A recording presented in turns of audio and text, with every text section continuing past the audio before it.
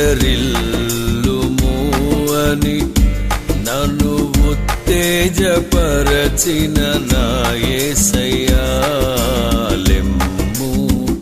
తేజరిల్లుము అని నన్ను ఉత్తేజపరచిన నా యేసయ్యా,